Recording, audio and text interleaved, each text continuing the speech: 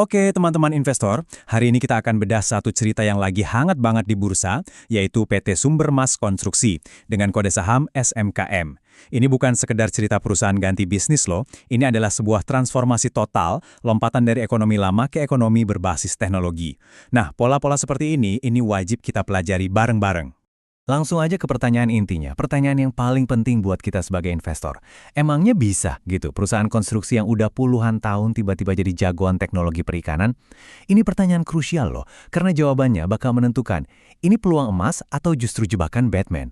Oke, mari kita cari tahu sama-sama. Pertama-tama, kita harus ngerti dulu kenapa sih mereka harus berubah.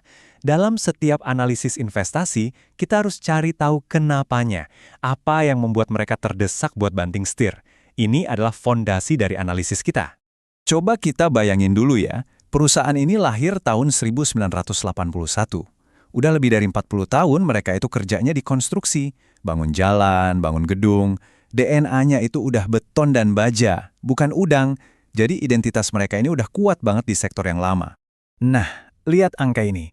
Di tahun 2024, mereka masih untung loh, 2,5 miliar. Kalau kita lihatnya sekilas doang, wah kayaknya aman-aman aja kan? Tapi seorang investor yang teliti nggak akan berhenti sampai di sini. Dan setahun kemudian, jeng-jeng, rapornya langsung merah, rugi 11 juta. Oke, angkanya emang kecil, tapi ini bukan soal besar kecilnya rugi. Ini adalah sebuah red flag. Lonceng bahaya yang nunjukin kalau model bisnis yang lama itu udah nggak bisa diandelin lagi. Nah inilah yang jadi pemicu perubahannya. Nah, biasanya nih, di saat-saat kritis kayak gini, sering muncul pahlawan kesiangan. Kalau di kasusnya SMKM, pahlawannya ini adalah pemain baru yang datang dengan visi yang beda 180 derajat. Yuk kita kenalan sama si juru selamat ini. Disinilah plotnya berubah total. Akhir 2025, Limstream Organization atau kita sebut aja LSO masuk jadi pengendali baru. Perlu dicatat ya, ini bukan cuma sekedar investor yang nyuntik dana. Ini lebih dalam dari itu. Mereka mengambil alih kotak dan kemudi perusahaan. Sekarang bagian paling penting nih, waktu kita menganalisa sebuah akuisisi. Siapa sih pengendali barunya? Coba lihat profilnya LSO. Pengalamannya 40 tahun lebih. Bosnya, James Lim, itu pakar yang jadi konsultan buat Bank Dunia dan ADB. Mereka juga yang pertama kali bawa udang Faname ke Asia. Rekam jejaknya internasional. Jelas kan? Ini bukan pemain kaleng-kaleng. Mereka bawa keahlian yang SMKM sama sekali nggak punya. Ini poin plus yang sangat-sangat besar. Proses akuisisinya juga kelihatan rapi dan terstruktur. Ini nunjukin keseriusan mereka. Ada penandatanganan CSPA, akuisisi bertahap, terus nanti ada mandatory tender offer. Buat kita investor retail, proses yang jelas begini ngasih sedikit rasa aman di tengah perubahan yang masif ini. Oke, terus apa nih jualannya LSO? Apa yang bikin cerita ini jadi menarik? Jawabannya cuma satu kata, teknologi. Mereka mau sulap bisnis udang yang kesannya tradisional dan kotor jadi sebuah operasi yang super canggih. Visinya pun jelas banget, jadi pemimpin regional. Bukan lagi cuma sekedar jadi kontraktor di dalam negeri. Ini penting, kenapa? Karena visi yang besar dan jelas itu punya potensi buat menarik investor-investor kakap di masa depan. Nah, ini dia mesinnya. Mereka sebut sistem aquaculture cerdas. Mereka pakai AI buat deteksi penyakit udang sejak dini. Ini bisa menekan angka kematian yang jadi momok terbesar petambak. Terus ada sistem biosecure, pakan khusus. Ini semua adalah cara mereka membangun benteng pertahanan yang susah ditiru sama kompetitor. Dan ada satu lagi nih yang cerdas banget. Model Aqua Village mereka. Ini bukan program CSR basa-basi ya, ini adalah strategi buat mengamankan pasokan, dapat dukungan komunitas, sekaligus centang semua kota kriteria ESG. Kita tahu kan, di zaman sekarang perusahaan yang peduli lingkungan dan sosial itu punya nilai lebih di mata investor global. Oke, ceritanya keren, teknologinya canggih, tapi pertanyaan 1 miliar dolarnya buat kita, harganya gimana? Apakah saham ini layak dibeli? Nah, sekarang kita pakai kacamata investor, kita hitung-hitungan sedikit. Sebagai mentor, saya selalu ajarkan buat mulai dari yang paling dasar, price to book value atau PBV. Anggap aja ini cara cepat buat ngecek perusahaan ini lagi diskon atau enggak. Gampangnya, kita bandingin harga saham di pasar sama nilai aset bersih per sahamnya. Aturan umumnya, kalau PBV di bawah 1, itu udah lampu kuning, lampu hijau buat kita teliti lebih dalam.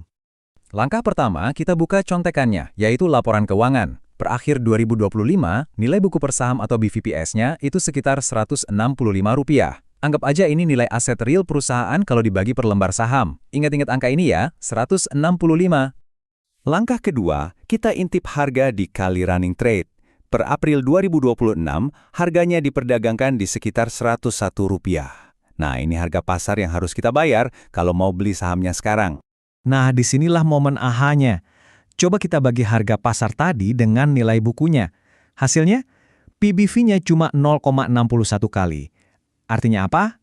Artinya saat ini pasar ngejual aset perusahaan ini dengan diskon hampir 40%. Inilah yang disebut oleh Warren Buffett sebagai margin of safety. Kita beli sesuatu dengan harga yang jauh di bawah nilai wajarnya. Buat para value investor, ini adalah sinyal beli yang sangat kuat. Tapi, tunggu dulu. Ini ingat prinsip ini. Valuasi murah itu seringkali ada alasannya. Jangan pernah kita jatuh cinta sama ceritanya doang tanpa lihat risikonya.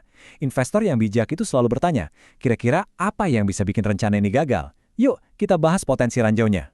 Risikonya itu nyata loh. Pertama, menggabungkan dua budaya perusahaan yang beda banget, konstruksi dan perikanan, itu nggak gampang.